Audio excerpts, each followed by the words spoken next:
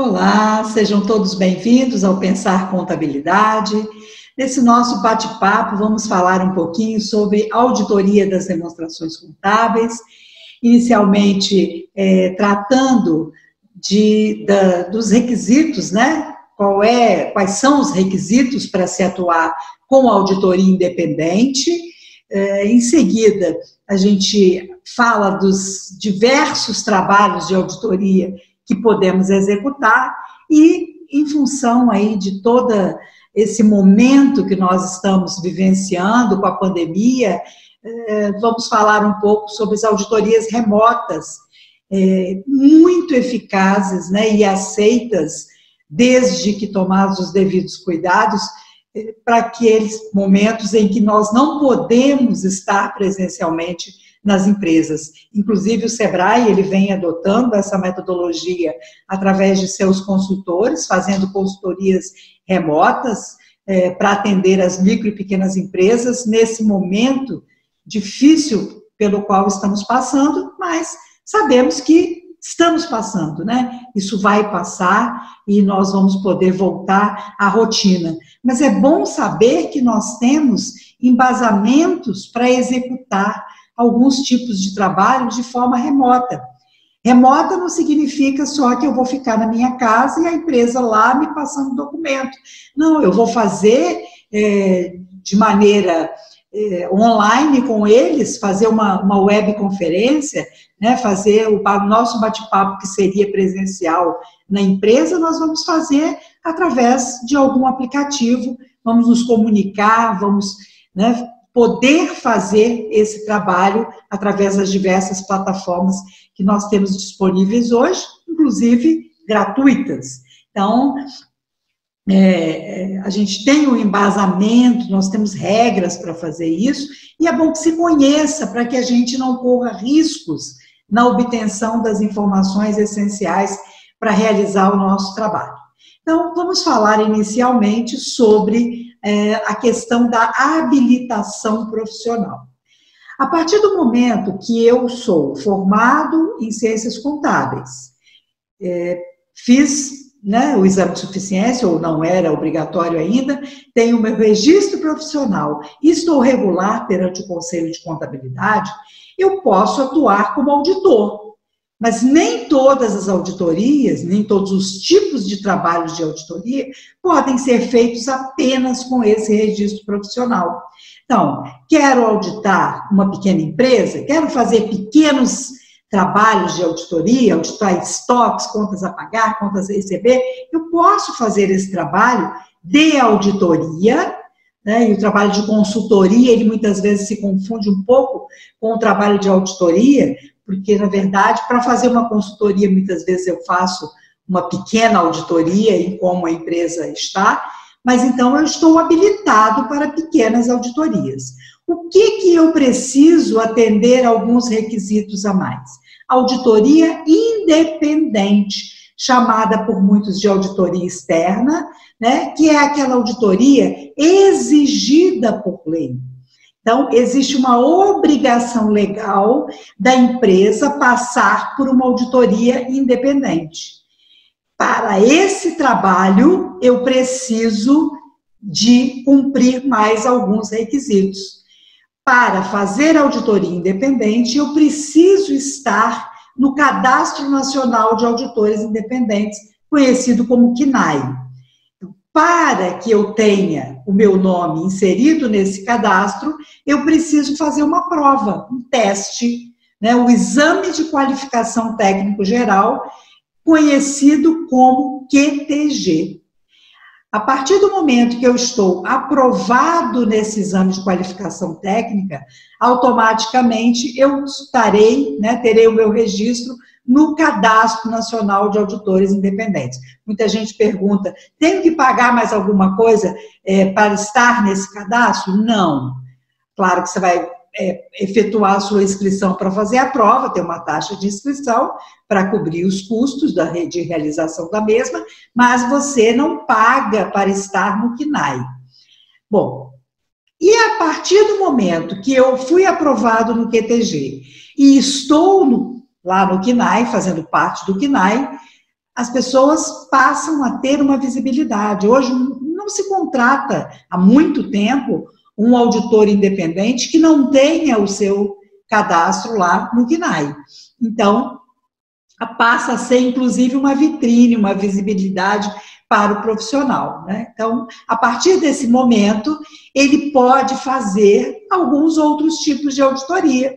Então, eu posso auditar empresas de grande porte, que elas estão obrigadas, né, a partir da Lei 11.638, elas estão obrigadas a cumprir os mesmos requisitos das sociedades anônimas. Então, uma empresa de grande porte, ela precisa passar por auditoria independente. Eu não posso fazer essa auditoria apenas como contador. Eu preciso ter meu cadastro lá no CNAE. Bom, e algumas outras auditorias que não exijam que o auditor esteja inscrito em qualquer outro órgão. Por exemplo, muitas vezes nós temos editais de entidades filantrópicas que mencionam, né, a necessidade de um auditor independente registrado na CVM. Não precisaria, talvez, ter isso aí, mas é um requisito. Porque o auditor que está registrado na CVM, ele tem um maior campo de atuação, ele tem um maior nível de conhecimento, ele já passou por uma certificação, porque eu faço o exame de qualificação técnico geral, que funciona mais ou menos como uma certificação, e tenho o meu cadastro no CNAE. Bom, se eu quiser atuar com sociedades anônimas, de capital aberto, né, com ações na Bolsa de Valores, eu preciso fazer a prova específica dos conhecimentos ligados a esse mercado. E a partir do momento que eu estou aprovado nesse exame, eu posso ter, né, o meu registro na CVM, claro que cumprindo uma série de requisitos exigidos lá pela CVM para que você possa fazer parte lá como auditor independente e auditar empresas de capital aberto. Então, não basta só estar no CNAE para fazer auditoria de sociedade anônima de capital aberto, eu preciso também ter o meu registro na CVM, para isso eu preciso fazer o exame de qualificação com conteúdos ligados ao mercado de capitais. Bom, eu quero auditar uma instituição financeira, eu preciso fazer uma prova específica dos conhecimentos ligados a esse mercado, né, que é uma prova do Banco Central. Eu quero auditar seguradoras, eu preciso fazer o exame, né, a prova específica desse mercado, de seguros, resseguros, previdência privada, e aí sim fazer o meu registro na SUSEP, né, para estar habilitado e apto a auditar esse mercado de seguradoras. Bom, se não for exigido um registro em nenhum outro órgão regulador, eu posso fazer auditoria apenas com o meu cadastro lá no CNAE, tendo sido aprovado no exame de qualificação técnica geral. Mas, a partir do momento que eu tenho meu registro no CRC, eu já posso fazer auditoria. E aí é o momento que eu penso oportunidades que nós temos para atuar, principalmente nesse ambiente das pequenas empresas, porque elas precisam muito de orientação para se adequar a todas as exigências legais. Muitos desconhecem o que eles precisam cumprir em termos de atendimento total à legislação. E não só isso, na organização de uma empresa, para que ela possa estar em conformidade em todos os sentidos e trazer um pouco de segurança para o empreendedor de que os seus objetivos serão atingidos. Isso é de extrema importância e é uma atividade que nós podemos desempenhar, são serviços que nós podemos criar para oferecer ao mercado, são oportunidades de trabalho. Eu vejo muito muro das lamentações das pessoas sobre o mercado dos escritórios de contabilidade, que vem contabilidade digital, que tem empresas e agora as pessoas viram que essas empresas saíram na frente quando se adequaram com tecnologia e que agora, né, correndo em cima da hora, muitos tiveram que se adequar. Nós temos uma gama de atividades que podemos desenvolver e que talvez tragam muito mais realização profissional do que simplesmente estar no escritório de contabilidade. Mas é preciso criar essas oportunidades, é preciso aproveitar o nosso conhecimento para que nós possamos criar opções de atividades, de serviços que possamos prestar e aumentar aí, né, o nosso mercado, aumentar a possibilidade de atuação, a nossa renda, a nossa realização profissional com todo o conhecimento que nós temos. Por isso, a atualização profissional é de extrema importância e nós não podemos abrir mão disso. Falando em atualização profissional, a partir do momento que eu estou cadastrado lá no CNAE, eu preciso cumprir educação continuada, cumprir pontuação de educação continuada. Anualmente, o auditor ele está obrigado já há muito tempo a cumprir, né, 40 pontos de educação continuada durante o exercício, e ele tem que prestar contas disso.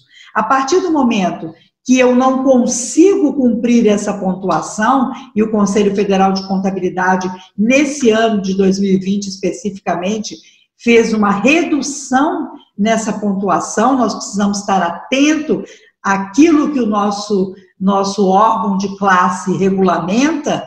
Então, esse ano, em função da pandemia, essa pontuação foi reduzida, então nós precisamos cumprir menos de 40 pontos, mas temos que cumprir educação continuada, e na verdade não precisava nem dessa exigência, porque educação continuada é exigência natural do mercado, para que nós possamos continuar atuando.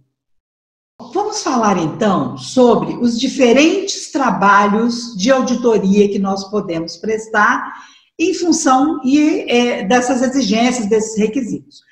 Quando eu falo de auditoria de demonstrações contábeis exigidas por lei, ou que exija do auditor que ele manifeste uma opinião sobre a realidade daqueles números exibidos pela empresa com a sua efetiva situação patrimonial e financeira, então eu vou emitir uma opinião dando uma garantia de que aqueles números representam fielmente a situação patrimonial e financeira da empresa. Isso é uma auditoria independente que deverá executar, é um auditor independente que deverá executar. Para isso, ele tem que estar com o registro no CNAE, cadastro no CNAE, e se for de algumas das atividades que eu já citei, SA de capital aberto, instituições financeiras, seguradoras, ele precisa também ter passado pelo exame de qualificação e ter o seu registro nesses órgãos reguladores.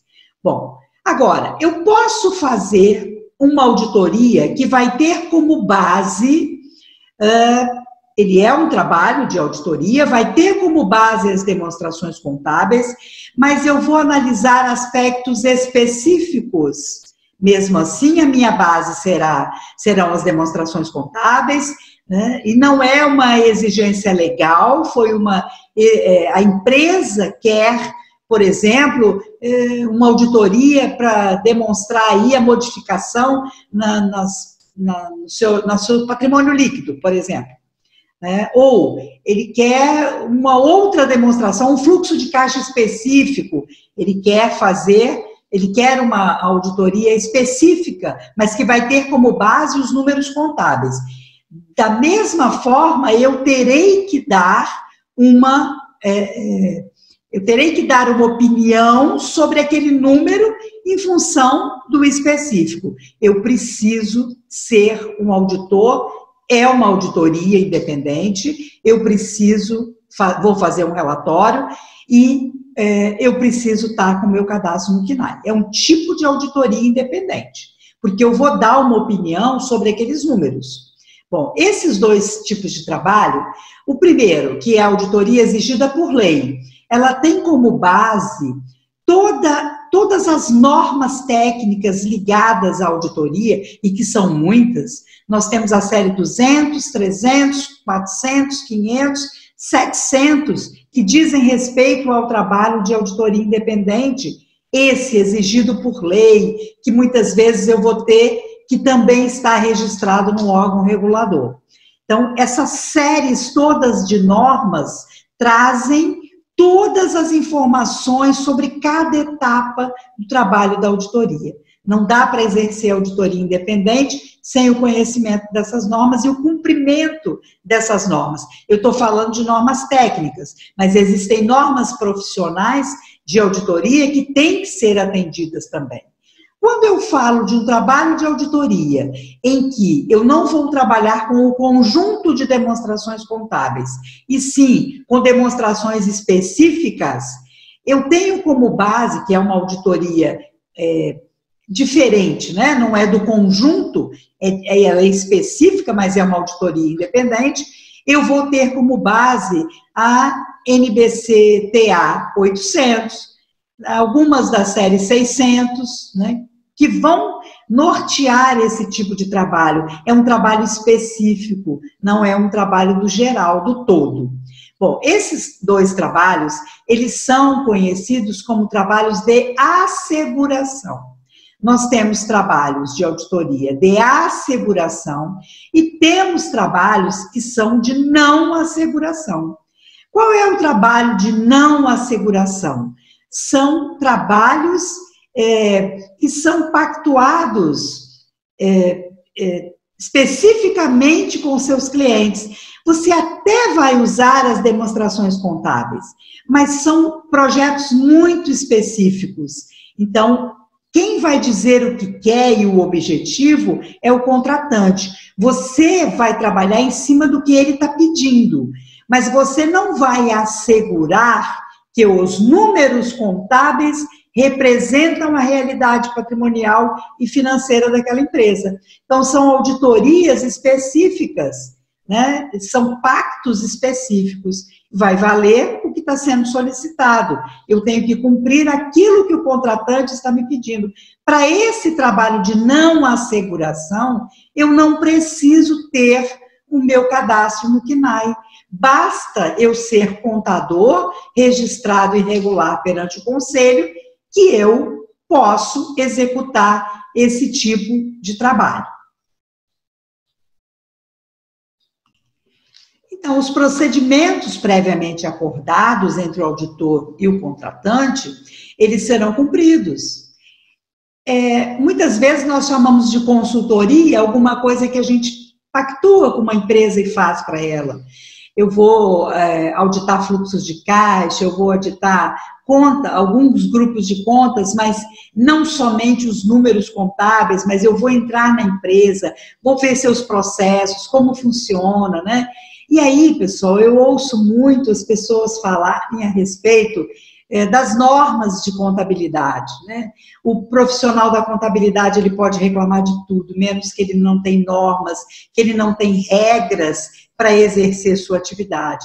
Com a auditoria, nós temos todas as regras, todas as conformidades que nós temos que atender, tudo que nós precisamos atender. Mas para não ficar só no âmbito do Conselho de Contabilidade, porque muitos ainda não entenderam a importância de toda essa regulamentação, de todas essas normas que nos dão a forma como nós devemos atuar, né, que podem tirar nossas dúvidas. Muitas vezes a gente prefere tirar a dúvida perguntando a alguém, mas muitas vezes a pessoa nem sabe, ela está te respondendo, mas o que está na norma efetivamente ela não conhece. Então, só para não ficar, né, restrita às nossas normas, eu convido você a conhecer, se é que você já não conhece, a NBR 19.011, que teve uma atualização em 2018, que inclusive nessa atualização de 2018, vem tratando de auditorias remotas. você vai identificar que tudo aquilo que está na norma brasileira de contabilidade técnica de auditoria está de acordo com essa ISO 19011. Então, ali tem todo o embasamento para que nós possamos fazer. Ela trata de auditoria de sistema de gestão, mas a base é a mesma para nós fazermos qualquer trabalho de auditoria. Os cuidados que nós temos que ter ao entrar numa empresa para fazer uma auditoria, né? Então, todos os cuidados para evitar riscos futuros com o trabalho que nós estamos desenvolvendo e não termos complicações maiores, porque nós temos responsabilidade por todo o trabalho que fazemos. Se é uma auditoria independente, eu tenho responsabilidade, pessoal, com a opinião que eu estou dando. E qualquer coisa que for detectada lá na frente, em contrário, que alguém se sentir lesado, eu posso ser questionado, inclusive judicialmente. E eu vou ter que responder por isso. Nós temos responsabilidade civil e criminal. Quando eu vou fazer um trabalho de auditoria, que é um procedimento previamente acordado com o meu cliente, quando eu vou fazer uma consultoria, como nós costumamos chamar, eu tenho responsabilidade civil e penal com aquilo que eu estou apresentando para a empresa. Quantos casos vocês não conhecem de empresas que tiveram consultorias feitas por renomados grupos ou renomados profissionais, pelo menos eram, né, até o momento em que aquilo ocorreu, e que a empresa simplesmente fechou as portas. Ou se não fechou as portas, passou por momentos muito difíceis. A empresa pode responsabilizar, sim, o profissional que está dando essa orientação. Por isso, todo o cuidado, né, ainda é pouco para que nós não tenhamos um problema maior no futuro e não venhamos a ser penalizados por isso. Nesse momento, eu gostaria de fazer um convite a vocês, profissionais que pretendem atuar com auditoria ou que já atuam, contadores que têm seus escritórios ou não, mas que pretendem atuar com auditoria, com consultoria, principalmente no ambiente das pequenas empresas. Antes de você iniciar esse trabalho, ou mesmo que já tenha iniciado, é o momento agora de parar para uma reflexão. Será que você está em conformidade no desempenho da sua atuação profissional? Será que o seu escritório de contabilidade tem um conjunto de procedimentos, de regras que permitam uma segurança, vou colocar o mesmo termo usado na auditoria, uma segurança razoável de que todo o trabalho feito, aqueles números que você entrega para as empresas, ele está em conformidade, que não tem erro, que não tem duplicidade, que não tem falha? Será que a sua entidade, o seu escritório, a sua empresa, ela funciona com um plano organizado, que todos os funcionários conhecem as suas atividades, as suas tarefas, onde a sua parte no processo impacta na parte do outro, para que eu não vá além do que eu devo e nem fique abaixo daquilo que eu devo? Será que você faz uma conferência dos trabalhos, mesmo que seja por amostragem? Será que você dá o feedback para os seus colaboradores? Você capacita essas pessoas? Você treina? Você mostra as falhas? Treina novamente? Monitora? Porque se eu não faço, como é que eu vou aconselhar alguém a fazer? É muito complicado a gente fazer o que a gente também não faz. A gente sugerir aquilo que a gente não faz. Porque é mais difícil. Como é que eu vou tentar implantar um controle numa empresa se nem eu sei como é que faz aquilo? Então, capacitação profissional para executar é de extrema importância, principalmente para evitar grandes erros. Errar, todos nós erramos, mas errar porque eu desconheço é imperdoável. Pessoal, as pessoas que me conhecem, né, meus alunos, já ouviram muito a minha fala a respeito da Norma Brasileira de Contabilidade Profissional de Auditoria 01, NBC-PA 01. Essa norma, para mim, ela traz como deve funcionar qualquer empresa. Não é só uma empresa de auditoria que é exigido dela que funcione de acordo com o que está nessa norma. Qualquer empresa pode e deve funcionar de acordo com essa norma. Então, antes de você propor para alguém, prepare o seu terreno, prepare o seu escritório, a sua empresa, a sua atividade, a forma de desempenhar. Por quê? Nós sabemos que toda empresa precisa ter um planejamento, uma organização. Controles. Quem não tem, não consegue medir, não sabe aonde está. E não controla, não sabe como é que está a sua situação. E aí, eu estou falando isso já pensando nas nossas pequenas empresas. Essas pequenas empresas, nós sabemos que elas começaram muitas vezes de forma desordenada, mesmo aquelas que recorreram a um plano de negócio antes de começar, nós sabemos que elas fizeram o plano, começaram, guardaram o plano na gaveta e nunca mais olharam. Muitas ainda vão olhar esse plano o dia que não tiver mais o que fazer. Outras nem isso vão lembrar de olhar. E são essas as que nos buscam com mais frequência, que precisam da nossa orientação. Durante muitos anos, atuando como consultora no Sebrae, eu vivenciei essa situação. E ela é muito maior do que nós podemos pensar. Eu já cheguei para fazer auditoria ou consultoria em empresas que eu olhava por fora a empresa, do que eu conhecia de fora, e eu pensava, mas para que esse pessoal está pedindo orientação se eles têm uma mega estrutura, uma empresa, né, dessa de tantos anos, e quando você entra na empresa, ela só tem a casca. Porque por dentro está tudo podre, não tem um controle. Mistura total daquilo que é da empresa, daquilo que é dos donos. Enfim, é o que nós sabemos que acontece no ambiente empresarial das pequenas empresas. Não é por intenção isso.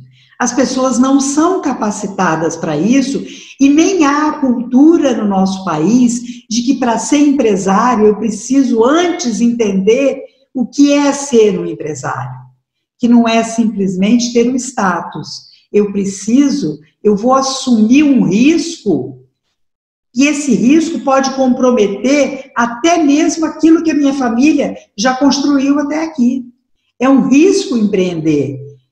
Empreender é possível e muitos se dão bem, mas aqueles que se preparam, com certeza, vão atingir os seus objetivos. Aqueles que não se preparam, não vão. Então, para trabalhar com a auditoria da pequena empresa, eu preciso entender, primeiramente, isso, que não é porque o empresário não quer, mas ele vai precisar ser conscientizado da necessidade, porque não é fácil, pessoal. Gerir uma empresa não é fácil, independente do porte. Pode ser uma minúscula empresa que venda pouquíssimos produtos. A partir do momento que eu começo a comprar, vender, que eu vou ter que dar crédito, eu vou ter que pagar o que eu comprei, eu vou dar prazo para o meu cliente, eu tenho que conciliar meus fluxos de caixa, que é o ciclo de geração de caixa. Então, tudo isso precisa de orientação. Nós sabemos que essa estruturação essa conscientização, ela precisa começar lá na cabeça do empresário. Se ele não entender essa necessidade, vai ser tempo perdido. Como eu entendi muitas vezes que trabalhos que eu fiz se tornou um tempo perdido. Porque não foi à frente. As pessoas não deram continuidade, porque elas não se conscientizaram. Talvez eu não tenha conseguido fazer com que essas pessoas se conscientizassem, ou elas não estavam abertas mesmo para isso. Então, não é simples, não é um trabalho simples, mas é um desafio. E mais, nós podemos entender que, além de se tornar uma atividade, nós vamos trabalhar com uma questão social.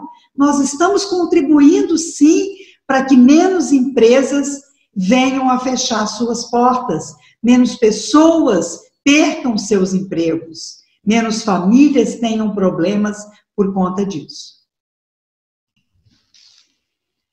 Então, vamos lá. Uma empresa, ela precisa de organização, né? Já falamos sobre isso, ela precisa de implantar controles, ela precisa de uma série de coisas. Mas vamos pensar em termos de um programa de compliance, um programa de conformidade. Primeira coisa que eu preciso é identificar a cultura da empresa. Toda empresa tem valores que são determinantes para os seus proprietários. E aqui não existe receita de bolo, pessoal. Cada empresa é única. Não tem como pegar um projeto que eu fiz para uma empresa e aplicar em todas, porque as pessoas são diferentes.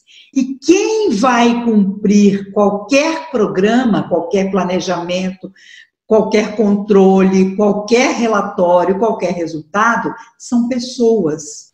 E as pessoas são diferentes. Então, a primeira coisa é identificar essa cultura.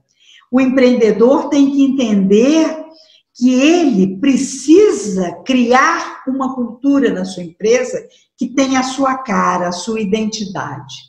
Então, é preciso estabelecer padrões de comportamentos de todos, a partir do dono. Bom, se eu vou fazer um conjunto de regras, de procedimentos, como que as pessoas devem se comportar, eu preciso primeiro pensar de como eu quero que isso aconteça e a saber que eu sou o primeiro que vou ter que cumprir isso. Porque se o dono descumpre,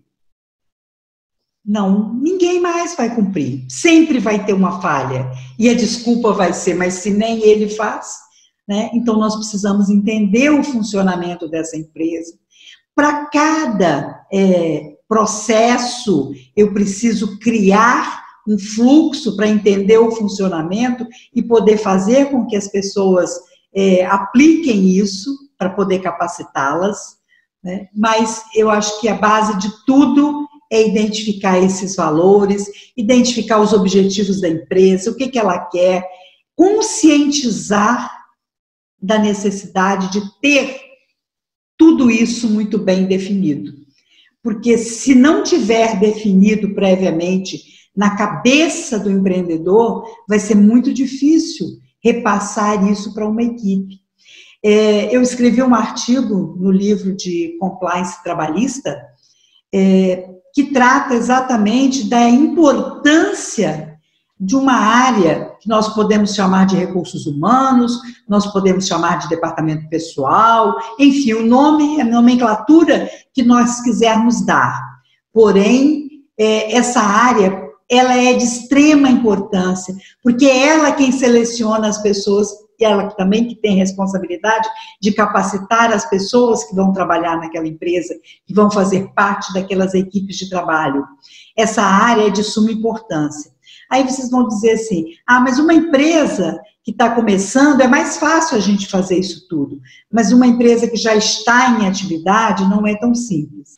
Realmente, você mudar toda uma cultura que já vem funcionando, do sempre foi assim, eu sempre fiz assim, sempre deu certo, não é fácil. Mas é possível, né? E nós podemos mudar isso. De novo, a conscientização do empreendedor, identificar qual é a área que hoje traz maior prejuízo para ele. E eu digo que, junto com a parte que você for começar a organizar, você deve, né, trazer o departamento de recursos humanos junto. Eu estou falando departamento, mas eu sei que as empresas não têm, as pequenas empresas, elas não têm isso formatado, mas que o departamento seja uma pessoa. Essa pessoa vai ser responsável por ajudar na condução desse processo, porque a próxima vez que alguém for entrar na empresa, e depois que tiver delineado como isso vai funcionar, ou como cada etapa vai funcionando, vai ficar mais fácil de capacitar essa pessoa, fica mais fácil de ajudar o empreendedor a organizar seus processos e trazer pessoas comprometidas com essa cultura que está sendo implementada na empresa. De novo, eu vou falar para vocês. A NBR 19011, ela é muito completa. Eu vou pedir licença, inclusive, para olhar alguns itens aqui que constam dela, porque não dá para saber tudo, né, na cabeça, mas ela traz as competências das pessoas, como é que você vai fazer um programa, uma auditoria de conformidade, de gestão, para você implementar novas formas. Pessoal, aqui tem procedimentos, tem posturas de auditor que são essenciais para você executar esses trabalhos. E ela vem trazendo aí também a questão da auditoria remota, né, que nós podemos começar já, porque você pode pensar assim, mas está falando de fazer auditoria nas empresas, mas nesse momento eu nem estou conseguindo entrar nas empresas. Sim, mas você pode fazer um contato, esse contato pode ser, você pode propor, começar já a delinear o seu trabalho, começar a se estruturar para fazer, a estudar o que for necessário, e mais, para fazer uma auditoria numa empresa, desse nível que eu estou dizendo, eu posso me propor a fazer uma auditoria só de algumas partes, aquela que eu tenho maior conhecimento, mas eu posso propor uma auditoria de gestão, uma auditoria como um todo, para entender todos os processos. Para isso, eu preciso ter capacitação, lógico, né? Não dá para entrar sem saber como é que funcionam os processos em qualquer tipo de atividade. Eu posso não saber daquela empresa, mas eu posso buscar, regra geral, nas atividades nas empresas daquela atividade, como é que funcionam os processos, quais são os tipos de processos, para que eu possa já me preparar, né, para fazer um planejamento e propor alguns serviços ao mercado. Voltando ao trabalho de auditoria independente, para dar uma base para você fazer qualquer auditoria, na verdade, seguindo o que a auditoria é baseada no risco, que é o foco do trabalho de auditoria independente, você, em qualquer trabalho de auditoria, você vai ter 3 grandes etapas, ou 3 grandes fases do trabalho, independente do tipo de auditoria que você está realizando. Primeira fase é uma fase de avaliação de risco. Você foi convidado por uma empresa para fazer um trabalho de auditoria, seja auditoria independente, seja qualquer tipo de trabalho de auditoria. Primeira fase, primeira coisa, você foi convidado, então você precisa avaliar os riscos de assumir esse trabalho. Como é que eu faço essa avaliação de risco? Eu preciso fazer um diagnóstico da empresa, conhecer essa empresa, quem são os proprietários, quais são os processos que existem nessa empresa, né? Entender o trabalho que está sendo solicitado, identificar, eu tenho conhecimento para fazer esse trabalho, eu tenho tempo para atender no prazo que a empresa precisa, eu tenho recursos materiais, humanos, se for preciso de equipe, essa equipe está capacitada para assumir esse trabalho? Tem riscos esse trabalho? Quais são os riscos? E aí, eu preciso avaliar internamente essa empresa, como é que ela funciona, se ela tem mecanismos de controle. Se o controle dela for muito frágil, o meu risco aumenta. porque posso detectar problemas que estariam além daquilo que está me sendo solicitado. Então, essa fase de avaliação de risco é onde eu busco informação sobre todo o serviço que vai ser prestado, sobre como funciona essa empresa, que tipo de controle ela tem, se ela tem sistema informatizado ou não, que sistema é esse, como é que são as travas desse sistema, se as pessoas têm acesso, né, se existe aí uma certa racionalização no uso desse sistema, se as pessoas, todo mundo tem acesso, ou se o acesso é limitado. Enfim, eu vou conhecer essa empresa e identificar se eu estou preparado para assumir esse trabalho. Se eu preciso de equipe ou não, mas se eu estou preparado para assumir esse trabalho. Risco, todo trabalho tem. Risco é inerente a qualquer atividade que a gente desempenha. Seja profissional, seja comercial, seja industrial, todo trabalho tem um risco. Agora, esse risco precisa ser aceitável. Se ele for alto demais, talvez não valha a pena assumir o trabalho. Então, eu preciso ter um nível de risco que eu me sinta confortável para enfrentar e me prepare para enfrentar. Bom, e aí vem aí uma questão. Não importa se você já atuou numa empresa, você já fez uma auditoria, você já fez uma consultoria, você já fez um outro trabalho. Toda vez que te for pedido um novo trabalho, você precisa fazer avaliação de risco. Na auditoria independente, o auditor, ele pode fazer auditoria por 5 anos numa empresa. O mesmo auditor, a mesma empresa de auditoria.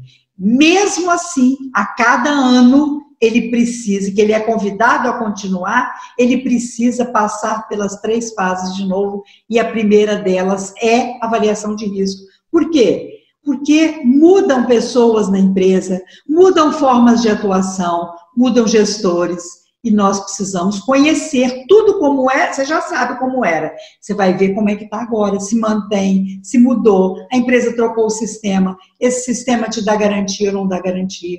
Então, essa fase de avaliação de risco, ela é para qualquer trabalho, mesmo que eu já tenha feito um trabalho para aquela mesma empresa, até o mesmo tipo de trabalho já tenha sido feito. E agora, eu vou parar nessa primeira fase um pouquinho e fazer uma pergunta para reflexão. Será que nós, profissionais da contabilidade, aqueles que têm escritório, será que estão fazendo avaliação de risco dos clientes que estão recebendo em seus escritórios? Ou todo aquele que aparece dizendo que o problema era do contador anterior, você recebe sem avaliar o risco? Eu estou colocando isso para dizer, para mostrar que não importa se é auditoria ou não, mas toda empresa ela precisa fazer essa pergunta. Receber um cliente novo no escritório de contabilidade hoje pode ser um grande risco para a sua carreira, pode ser um grande risco para o seu nome. Então, essa fase de avaliação de risco, ela é inerente a qualquer atividade. E quando eu vou fazer um serviço, prestar um serviço para um cliente, para uma empresa, eu preciso fazer avaliação de risco.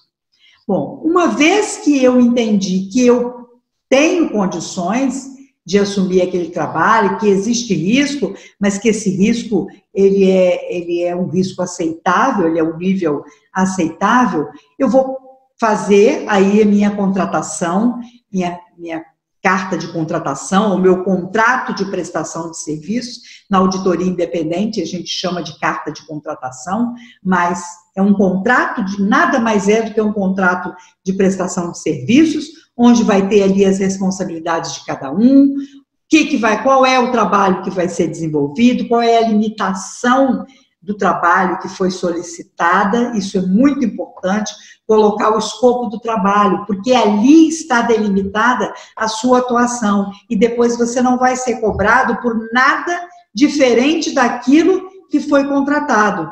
Então, é importantíssimo um contrato de prestação de serviços para qualquer tipo de trabalho desempenhado. Não é burocracia. Contrato de prestação de serviço, distrato, isso é salvaguarda profissional. Então, a primeira coisa é pensar na nossa salvaguarda, naquilo que vai nos livrar de complicações futuras. E o contrato serve para isso, para delimitar a minha área de atuação, qual é a responsabilidade do contratante, qual é a minha responsabilidade, como é que esse trabalho vai ser desenvolvido e aspectos gerais que precisam ser contratados, precisam ser delimitados para evitar problemas futuros. Uma vez assinado esse contrato de prestação de serviços, né, tudo acordado, então agora eu vou partir, vou fazer o meu planejamento do trabalho e toda essa fase inicial de avaliação de risco, ela vai dar subsídio para que a gente possa fazer o planejamento do trabalho. Claro que planejamento é algo dinâmico, então eu preciso estar revisando o tempo inteiro o que eu planejei, o que eu estou executando, para verificar a necessidade de mudança desse planejamento, né? E aí, as 3 fases, elas acontecem durante todo o trabalho, porque eu fiz uma avaliação de risco inicial, mas a partir do momento que eu entro na segunda fase, que é a execução do meu trabalho, onde eu vou para dentro da empresa para checar as informações, para poder iniciar efetivamente a busca das informações para atender aquilo que me foi solicitado, nesse momento eu também, automaticamente, eu estou reavaliando os riscos, eu estou reavaliando a empresa, estou reavaliando os processos e posso detectar situações que mereçam modificar a forma do meu trabalho.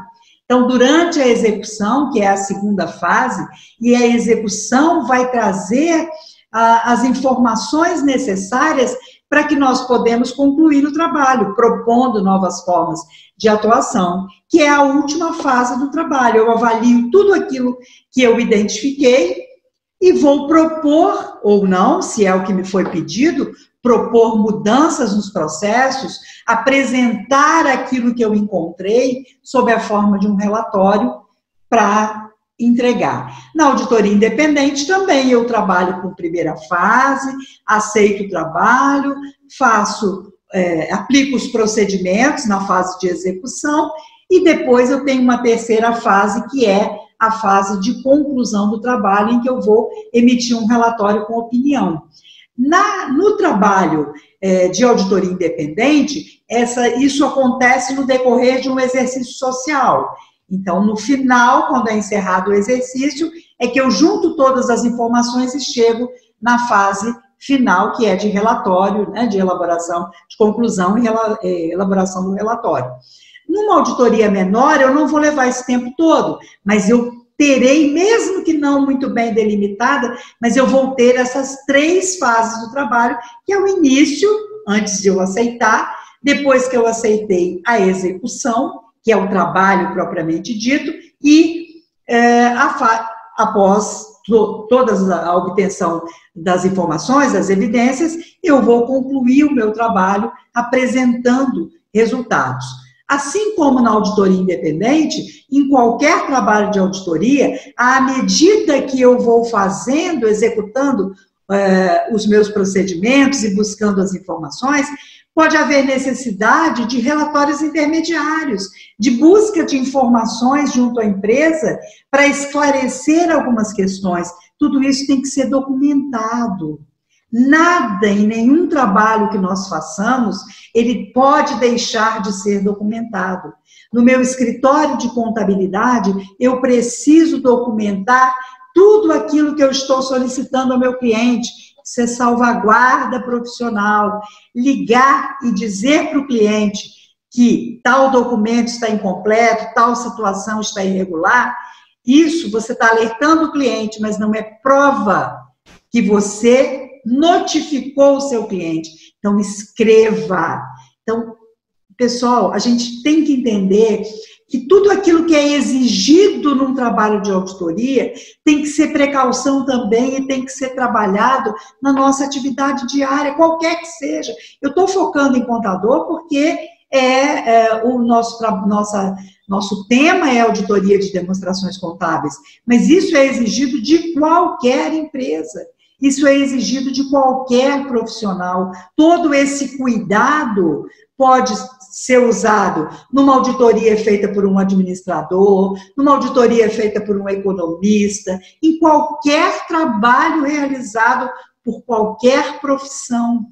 De novo, eu volto a mencionar as normas de contabilidade, técnicas de auditoria, que nos trazem todas as informações para se fazer um trabalho de auditoria, de consultoria, e falo da NBR 19011, principalmente a versão de 2018, que é a mais atualizada. Ela traz como é que você vai conduzir uma reunião, ela traz como é que tudo que você precisa para fazer um trabalho de auditoria, né? A busca de informações, a amostragem que nós utilizamos na auditoria independente, ela pode ser usada em alguns trabalhos.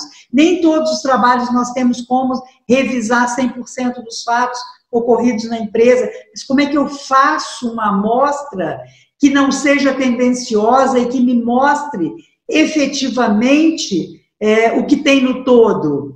A amostragem e auditoria é a amostragem aleatória ou randômica. Eu não posso dizer, eu não posso delimitar a minha amostra de uma forma em que haja a minha interferência. Eu preciso dar parâmetros para selecionar essa amostra. E o Excel é um grande aliado nosso para fazer essa amostragem, né, de forma estatística, que é o que é entendido como amostragem. Se eu pegar uma lista de clientes e selecionar ali eu mesmo, eu quero o primeiro, o terceiro, o quinto, o décimo, sei lá, quantos. Isso é uma amostra, mas não é amostragem para auditoria. A amostragem para auditoria, ela tem que ser aleatória, ela não pode ser dessa forma, porque isso pode levar a um erro e aumenta o risco do nosso trabalho. Então, é preciso planejamento, organização para fazer esse tipo de trabalho. E eu sugiro, então, a leitura inicial dessa ISO 19011, sugiro que também façam, tomem conhecimento, estudem as normas de auditoria, não servem somente para auditoria independente, claro que o foco é auditoria independente, porque para esses é exigido o cumprimento de todas essas normas. Pessoal, nós temos mais de 200 normas técnicas de auditoria. Qualquer assunto que precisa ser tratado dentro de um trabalho de auditoria, da forma como ele tem que ser feito, nós temos a norma contábil, né? Norma técnica de auditoria, norma brasileira de contabilidade, técnica de auditoria, inerente a esse assunto. E, agregando a isso, né, algo que está aí no mercado, que quem trabalha com auditoria de qualidade, auditoria de gestão, utiliza, nós temos a NBR 19011, que eu sugiro para vocês a leitura, o estudo. Estudar norma, de um modo geral, não é uma tarefa agradável.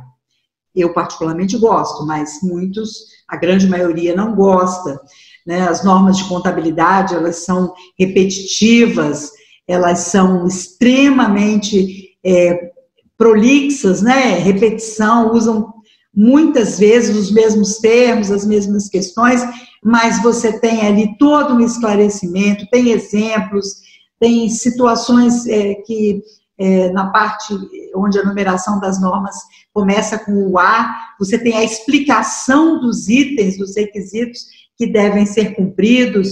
Então, assim, não é tarefa agradável, mas eu posso fazer um grupo de estudo com pessoas interessadas, eu posso fazer o estudo, comecem a utilizar o mapa mental para estudo, isso facilita muito a aprendizagem. Nós temos, inclusive, aplicativos gratuitos na internet que nos ajudam a fazer mapas mentais, ou eu posso desenhar a forma como o meu cérebro entende melhor, né? Então, é uma forma de estudo agradável, porque depois você fica ali com um resumo, mas um resumo da forma que o seu cérebro entendeu aquele contexto, aquela explicação. Então, utilizem bastante o mapa mental para estudo, ele é essencial para nos ajudar a conduzir, né, o nosso conhecimento.